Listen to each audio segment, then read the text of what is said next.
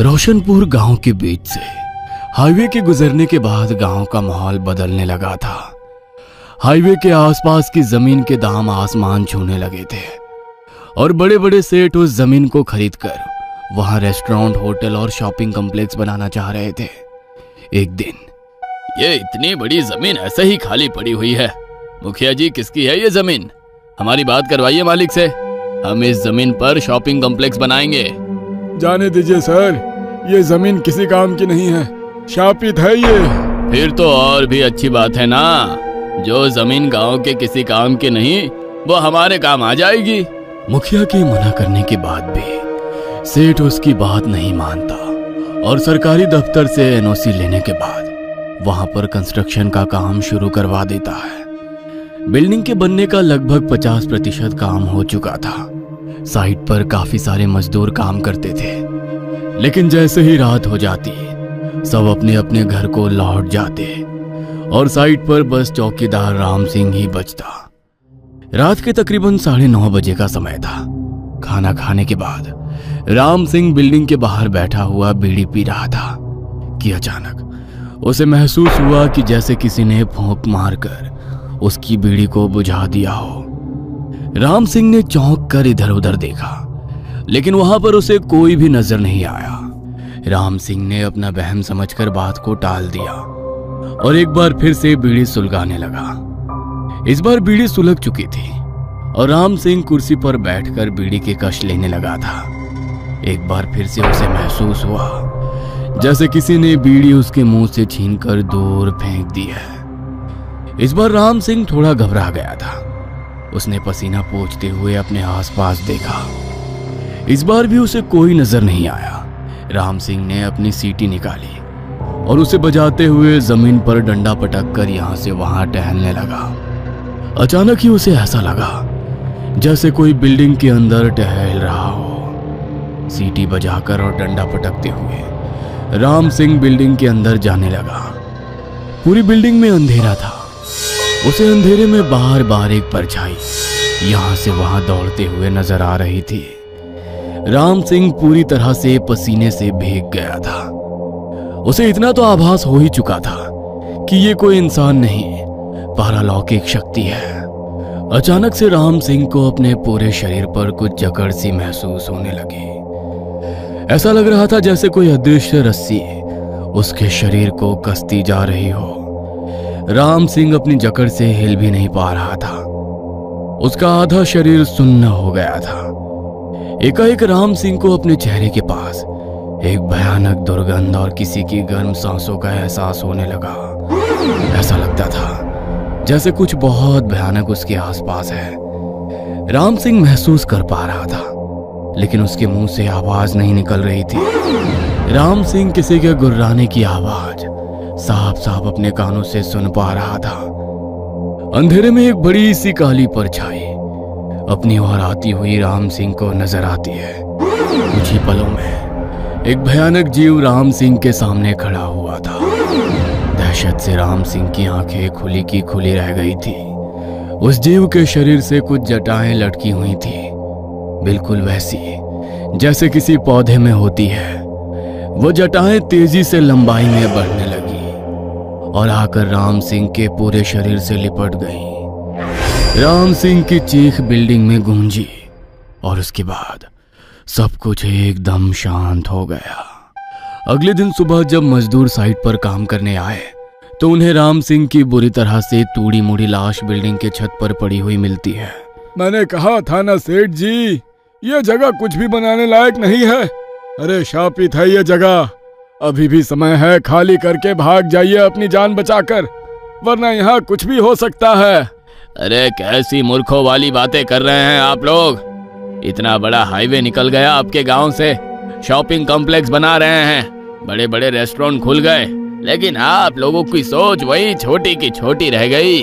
ये शापित अभिशापित जैसा कुछ नहीं होता। हर वो जगह जो कल जंगल थी ना, आज वही शहर है। इस हिसाब से तो हर शहर अभिशापित हो जाएगा। हाँ, कब्रिस्तानों पर भी अपार्टमेंट बन गए हैं, वहाँ कोई भूत प्रेत क्यों नहीं आता? आप लोगों की अफवाह की आड़ में ही जरूर किसी ने राम सिंह की हत्या की है। ये पुलिस का काम है, पुलिस अपने आप देख लेगी। आप लोग अपना दिमाग मत लगाइए और मजदूरों को अपना काम करने दीजिए। सेठ का बिल्डिंग में लाखों रुपए लगा था। मजदूर तो काम करने के लिए तैयार नहीं थे, लेकिन सेठ इस प्रोजेक्ट को ऐसे हाथ से जाने नहीं देना चाहता था। इसलिए सबका विश्वास जीतने के लिए उस रात वो अपने छोटे भाई के साथ साइट पर रुकने के लिए तैयार हो जाता है। दोनों सेठ आज रात को साइट पर अकेले थे। रात के 12 बज गए थे और अभी तक सब कुछ बिल्कुल सामान्य था। अचानक ही सेठ को बिल्डिंग के अंदर से वाटर लिली की तेज स्मेल आने लगती है। ये अचानक से वाटर लिली की स्मेल कहाँ से आ रही है? वाटर लिली तो सिर्फ पानी में होता है और यहाँ तो आसपास में कहीं दूर दूर तक पानी नहीं है। मैं जरा बिल्डिंग के अंदर देखकर आता हूँ। सेठ टॉर्च लेकर बिल्डिंग के अंदर जाता है। तभी उसके छोटे भाई को बिल्डिंग के पीछे एक परछाई दौड़ती हुई नजर आती है। सेठ का छोटा भाई दबे पांव बिल्डिंग के पीछे की ओर जाने लगता है। वहां जाकर वो देखता है कि मुखिया तंत्र मंत्र का सामान और कुछ खाने की चीजें बिल्डिंग के पीछे की ओर रखकर कुछ मंत्र पढ़ रहा है। ओह, तो तू है इन सब के पीछे? तूने ही राम सिंह को मारा है ना? सच सच बता, क्या कर रहा था यहाँ पर? अरे सर, आप गलत समझ रहे हैं। मैं यहाँ तंत्र मंत्र करने नहीं, बल्कि आप लोगों को होने वाली अनहोनी से बचाने का प्रयास कर रहा था। वो वापस आ गया है, अब वो किसी को नहीं छोड़ेगा। दूसरी ओर सेठ को बिल्डिंग के अंदर जल कुंभी और काफी सारा पानी पड़ा हुआ नजर आता है। ये पौधा यहाँ कैसे आ गया? ये तो पानी में होने वाला पौधा है। अचानक से इतना सारा पानी, जरूर ये किसी की शरारत है। कौन है यहाँ? मैं कहता हूँ कौन है, सामने आओ। देखते ही देखते वही जटाओं वाला भयानक जीव अपनी लंबी सी जीभ हवा में लहराता हुआ उसके सामने आ खड़ा होता है, जिसे देखकर सेठ की चीख निकल जाती है। अगले पल सेठ के शरीर से आकर कुछ रस्सी जैसा लिपट जाता है। सेठ जमीन में गिर गया था और बुरी तरह से छटपटा रहा था। इस समय उसे ऐसा महसूस हो रहा था जैसे उसके चारों ओर पानी ही पानी हो और किसी ने कोई भारी पत्थर बांधकर उसे नदी या तालाब में फेंक दिया हो। काफी देर तक जमीन पर छटपटाने के बाद अंत में दम घुटने के कारण सेठ की मौत हो जाती है। अगले दिन जब सेठ की लाश बरामद होती है तो ये देखकर सभी लोग हैरान थे कि सेठ का पूरा शरीर फूला हुआ था, जैसे वो पानी में डूब कर मरा हो। उसके शरीर पर जल कुंभी और वाटर लिली के पत्ते भी चिपके हुए थे। भैया की मौत पानी में डूबने से हुई है। इसका मतलब किसी ने उन्हें मारने के बाद यहाँ लाकर फेंका है। जैसा आप सोच रहे हैं वैसा कुछ नहीं है सर, ये सब भूत प्रेत का चक्कर है। मेरी बात मानिए, अभी भी साइट पर काम रुकवा दीजिए, वरना कोई नहीं बचेगा, सब मारे जाएंगे। आपकी ही तरह एक और शहरी बाबू आए थे 10 साल पहले, उनकी एक गलती के कारण ही वो लौट कर आया है। शहर से पढ़ाई करके आए जमींदार रणविजय का पोता शैलेश आधुनिक विचारों वाला निडर इंसान था। शैलेश जब 5 साल का था तभी रणविजय ने उसे पढ़ने के लिए उसके चाचा के पास अमेरिका भेज दिया था। पूरे 20 सालों के बाद रणविजय वापिस अपनी हवेली में लौटा था। इन 20 सालों में बहुत कुछ बदल गया था। विकास और आधुनिकता की झलक शहरों से होते हुए गांव तक पहुंचने लगी थी। देखो बेटा, वैसे तो हमारी इच्छा नहीं थी कि तुम इस गांव में लौट कर आओ, लेकिन अब आ ही गए हो तो यहाँ के नियम कानून मानकर कायदे में चलना और भूल कर भी कभी उस तालाब के नजदीक मत जाना। दादू, दुनिया कहाँ से कहाँ पहुँच गई है और आप अभी तक उन्हीं सब पुरानी बातों में उलझे हुए हो। अरे जिस जमाने में वो सब घटनाएं हुई थी ना, तब साइंस के बारे में लोगों को इतनी नॉलेज नहीं थी। मुझे पूरा यकीन है उन सभी घटनाओं के पीछे कुछ ना कुछ साइंटिफिक और लॉजिकल एक्सप्लेनेशन जरूर होगी। गांव के लोगों को जो बात समझ में नहीं आती ना, उसे वो भूत प्रेत में जोड़कर डर का माहौल बना देते हैं। हो सकता है बेटा तुम्हारी बात सही हो, लेकिन ये कोई एक घटना की बात नहीं है। इस तालाब ने इस गांव के ना जाने कितने लोगों की जिंदगी को लीला है। तुम चाहे जो भी कहो, लेकिन हमारा विश्वास कहता है कि उस तालाब में कुछ तो है। शैलेश को अपने दादा की बातें समझ में नहीं आ रही थी। उसने तो इस बात को ही सिरे से खारिज कर दिया था। कि कोई तालाब शापित हो भी सकता है। 2 दिन बाद शैलेश जब से अमेरिका से लौटा था, वो सुबह खाना खाने के बाद गले में कैमरा लटका कर निकलता और फिर गांव में घूम घूम कर वहां के चक्कर, रीति रिवाज और लोगों का वीडियो शूट करता। शैलेश गांव में पड़ने वाले शमशान के नजदीक से गुजर रहा था कि तभी उसने देखा शमशान के पास बने छोटे से जंगली इलाके में 2 आदमी बड़ी सी कढ़ाई में कुछ पका रहे थे, जिसकी खुशबू उसे दूर से ही आकर्षित कर रही थी। अरे, यहाँ सुनसान जगह पर खाना बना रहा है। लगता है कोई गांव में दावत होने वाली है। खुशबू से तो ऐसा लगता है जरूर कोई पकवान बन रहा है। शैलेश उन आदमियों के पास आता है और उनसे सवाल करने लगता है। क्या पका रहे हो आप लोग इस कढ़ाई में?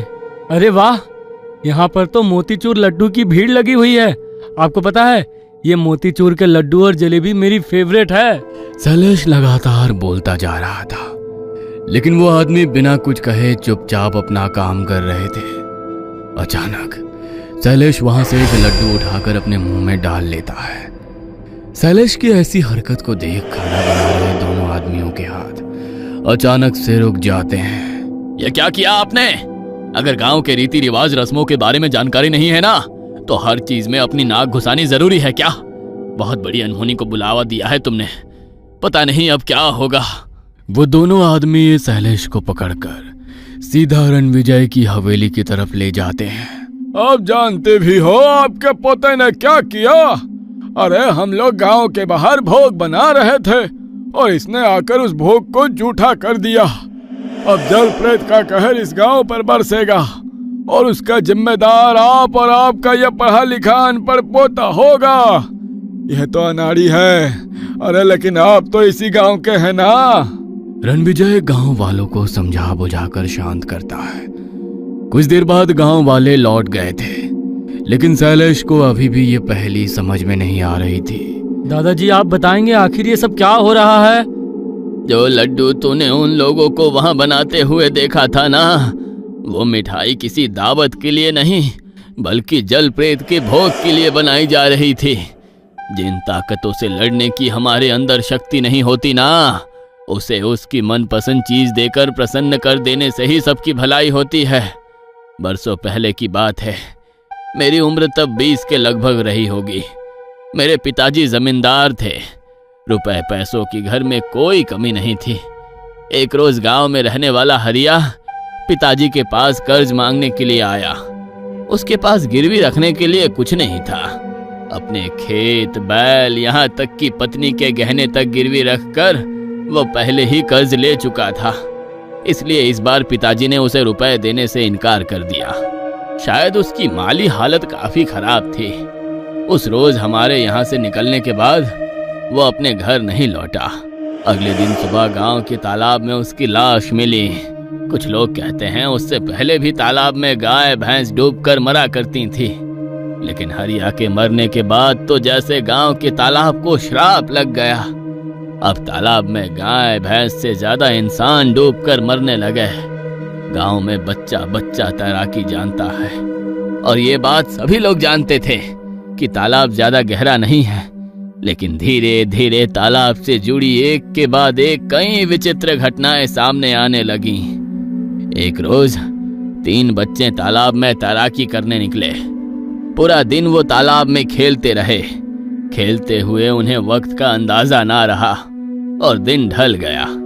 खेलते हुए तीनों अचानक गायब हो गए। एक आधा घंटा और बीता तो उनकी माँ बच्चों को खोजते हुए तालाब के किनारे पहुंच गई। वहां पहुंचकर उसने देखा बच्चे किनारे पर घुटनों में मुंह छिपाए बैठे हुए हैं। बच्चों की माँ ने नाम लेकर उन्हें पुकारा तो वे मुंह नीचे किए हुए ही नजरें तिरछे करके माँ को देखने लगे। ये कोई बखत है खेलने का? घर चलो। माँ की आवाज सुनकर तीनों खिलखिलाकर हंसते हुए तालाब की ओर भाग गए और किनारे पर ही पानी उछालकर खेलने लगे। बार बार बुलाने पर भी जब बच्चे बाहर नहीं आए तो उनकी माँ गुस्से में उन्हें लेने तालाब की ओर दौड़ पड़ी। रमा तालाब की ओर गई जरूर, लेकिन कभी लौटी नहीं। अगले दिन रमा और उसके तीनों बच्चों का शरीर तालाब में तैरते हुए पाया गया। रमा उसी हरिया की पत्नी थी जिसकी साल भर पहले उसी तालाब में लाश मिली थी। साल भर के भीतर उसके तीनों बच्चे और पत्नी सभी तालाब में समा गए थे। ये घटनाएं यहीं नहीं रुकी, एक के बाद एक लोग तालाब में समाने लगे। दिन में बिल्कुल शांत दिखने वाला तालाब रात होते ही शैतान बन जाता, और जो भी उस तालाब के नजदीक जाता अगले दिन उसकी बस खबर ही घर लौटती। एक दिन, ये कैसा सपना था?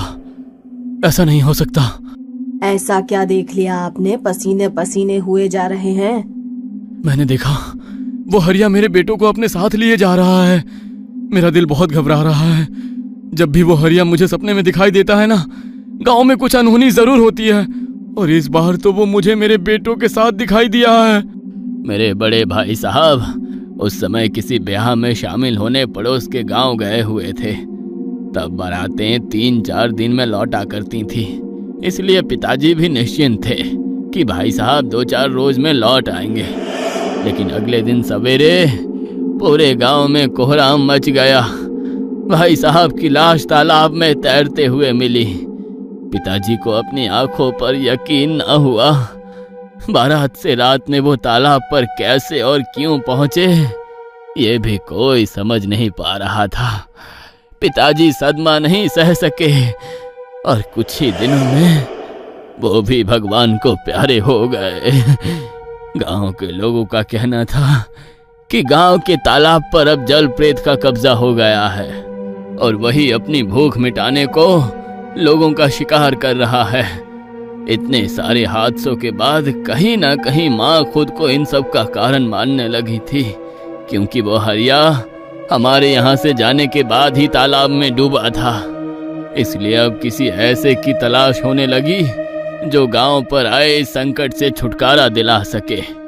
मंदिर में पुजारी जी ने अपने योग बल से इस समस्या का समाधान बताया कि हर साल गांव के लोग जल प्रेत को भोग चढ़ाएं और उससे अपने परिवार की सुरक्षा की प्रार्थना करें। इसलिए पूरे गांव के लोग चंदा जमा करके गांव से बाहर शमशान के पीछे जल प्रेत के लिए भोग बनवाते हैं। इस भोग को बनाते समय ना तो कोई बात करनी है, ना उसे जूठा करना है। बिना आवाज किए गांव के लोग चुपचाप उसे तालाब के किनारे रख आते हैं। जब से ये भोग तालाब पर चढ़ने लगा, मौतों का सिलसिला थम गया। और फिर तुमने इतने सालों के बाद ये भोग की परंपरा को तोड़ दिया। जो इतने सालों से शांत था, कहीं फिर से जाग गया तो पता नहीं क्या होगा। कुछ नहीं है दादाजी, ऐसे लड्डू खाकर कोई प्रेत शांत होता है क्या? वो सब एक दुर्घटना थी जिन्हें आप सब ने जल प्रेत बना दिया। मैं आज शाम को खुद तालाब पर जाकर देखूंगा कि क्या होता है। अगर जल प्रेत होगा तो उसकी वीडियो और फोटो भी लेकर आऊंगा। जिस जल प्रेत से इतने सालों से सब डर रहे हैं ना, उसका चेहरा भी तो देखना चाहिए। रणविजय सिंह को शैलेश पर जरा भी भरोसा नहीं था, इसलिए रात में वो पोते के साथ ही सोए। लेकिन देर रात गए शैलेश उठकर तालाब की ओर निकल गया। गर्मी का मौसम था, लेकिन जैसे ही शैलेश तालाब के निकट पहुंचा, उसे एक गहरी ठंडक का एहसास होने लगा। गर्मी में ठंडक का एहसास पाकर शैलेश के पूरे बदन में झुर्री सी दौड़ गई और वो उस ठंडक के सम्मोहन में तालाब की ओर खींचता चला गया। कुछ देर में वो तालाब के भीतर था और उसके पांव जैसे किसी दलदल में फंस गए थे। शैलेश अब अपनी जगह से हिल नहीं पा रहा था। वो जितना हिलने की कोशिश करता, पानी में और गहरा धंसता चला जाता। कुछ ही देर में उसका पूरा शरीर सुन्न पड़ गया था। किसी मजबूत ने उसके पूरे शरीर को दबोच लिया था। तभी एक भयानक प्रेत तालाब में से बाहर निकलता है और एक झटके में उसे पानी के अंदर खींच कर ले जाता है।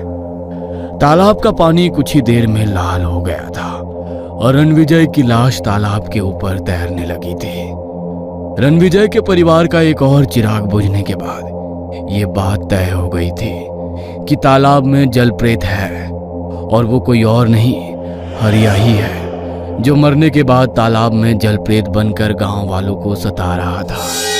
मुझे ऐसा लगता है उस जलप्रेत की शक्ति तालाब के पानी से ही है। यदि तालाब में पानी ही ना हो तो शायद ये जलप्रेत भी यहाँ से चला जाए। जमींदार बाबू, आप इस तालाब को भरवा दीजिए। जो हो गया उसे तो बदला नहीं जा सकता, लेकिन आने वाली पीढ़ियां कम से कम इस डर से आजाद तो हो जाएंगी।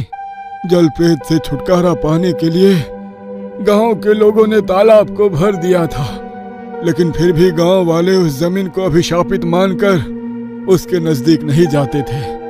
जब से वो तालाब भरने का काम हुआ था, गांव में हो रही मौतों का सिलसिला रुक गया था, लेकिन आप लोगों ने एक बार फिर उसके मुंह खून लगा दिया है। अभी भी समय है सर, अपनी जान बचाकर निकल जाइए यहाँ से। मुखिया और बाकी गांव वालों की आप बीती सुनने के बाद सेठ का छोटा भाई साइट पर काम बंद करवा देता है। कुछ साल के बाद इतनी अच्छी प्राइम लोकेशन की प्रॉपर्टी ऐसे ही खंडर बनी हुई है। मिस्टर विकास, बात करिए अरोड़ा ब्रदर से, हम खरीदेंगे इस बिल्डिंग को। ये कहानी आपको अच्छी लगी हो तो हमें सब्सक्राइब करें, हमारा इंस्टाग्राम और फेसबुक पेज जरूर फॉलो करें। और हाँ दोस्तों, सब्सक्राइब करना भूलना मत।